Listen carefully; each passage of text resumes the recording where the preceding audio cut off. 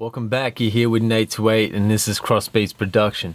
So this is a mastering tip and it can be used in any other feature, I guess, on mixing or mastering in that sense. But I want to show you guys a way that I do my my mastering as far as removing some of the high-end frequencies out of the mix or the master.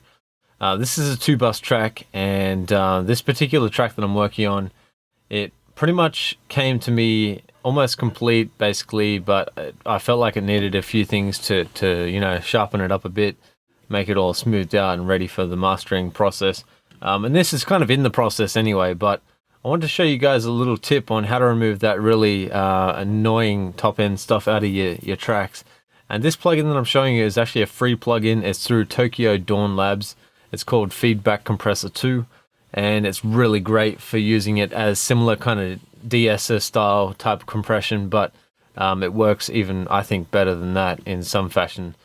So pretty much what it is, let me just show you a quick zoom in of this, and I'll just take you through the way that I've set the plugin up, and I'll explain to you how it sounds and what kind of effect it's giving to my mix, so you guys have an understanding of that as well.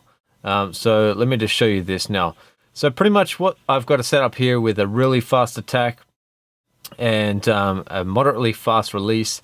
This release was chosen by a millisecond choice through the tempo of the track. So what I did was I went onto a website which gave me the actual tempo of the track. I put the tempo in, which was 124. It's actually 125, I think, 124.98 to be precise. I put the tempo of the track into it, and then it gave me the 16th note milliseconds within the 16th note, and that's the reason why I set this compressor to 30 milliseconds. The 16th note milliseconds is 120, I think 121 point something, and I just halved that and then halved it again, and it gave me the release time for this, which is 30 milliseconds. And the actual ratio that I've selected here is 1.5, which is not a high amount of ratio. I've set it to limiter mode, so that's obviously the curvature on the actual compressor is like a limiter fashion. This crest peak, it's just left at 0. And the soft knee, obviously it's not a soft knee, it's a limiter style fashion that I've chose. Now the ratio, obviously, that's dependent on the material source that you're using. This thing on the side here is a slope, so it's basically a sidechain high pass filter, so it gives you a slope, so you can choose anything from 3 to 6 to 12. I believe if you purchase this plugin, the upgraded version of it, you get other slopes. I'm pretty sure there's a purchase version of this plugin, but this particular one is free, and then there's an upgraded version of it. But check it out on Tokyo Dawn anyway. They've got some great plugins on there, free stuff. I've done other tutorials about their stuff as well. The frequency that I chose, the sidechain, was at 314 Hertz, and the split that I used was 96.4% of the stereo, the sidechain there. So if you hit this delta button here, it actually shows you, or you can listen to the sidechain, I should say, and hear what it's actually doing to the mix. So let me just play it out in a second, and I'll show you what it's taking away from the mix and how it's benefiting the actual mix in general, and then I'll finish this video off. So just so you know, there's 2 different types of compression modes as well, eco and precise. I've just left it on eco. I think that's what it comes in standard anyway, but there's precise as well, which is just another feature, obviously. So I'll play this out to you now, and you can hear the difference between what it's doing and what it's not doing, and then you guys can hear for yourself and determine how this works out really well.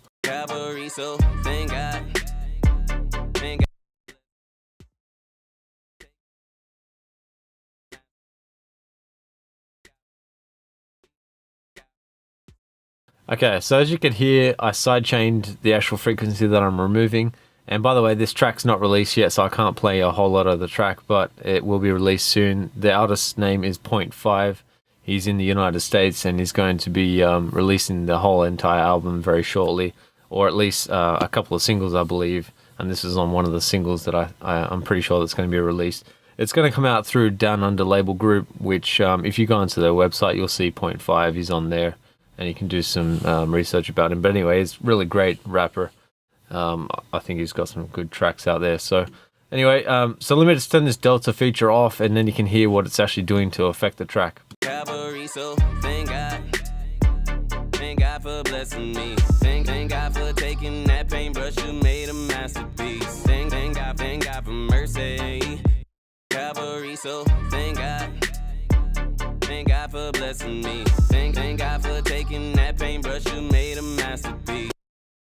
Calvary. So thank God for blessing me. Thank God for taking that paintbrush, you made a masterpiece. Thank God for mercy. Thank God for peace. Thank God for salvation. So what I was showing you there is if you listen to the top end of the snare, it slightly removes some of the transient out of the snare, and this is kind of working similar to the way that a de-esser would work.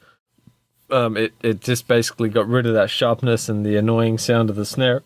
Excuse me, the annoying sound of the snare. And other parts of the high end as well. But as you can see, there's very minimal compression that I'm using.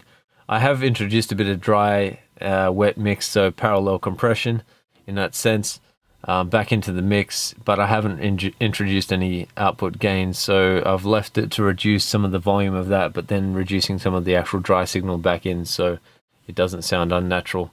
But this is a quick little tip I wanted to show you how to remove some of the harshness out of your mix if you have already got a full 2-bus mix and you can't go back to the actual mix and try and sort it out that way. This is a good little trick that you can use to do that. Obviously there's a lot of plugins here that I've got to show you in a full video once I get a chance to do that, but I'll explain those later. But I just wanted to show you this quick tip and hope you guys enjoyed that, and peace.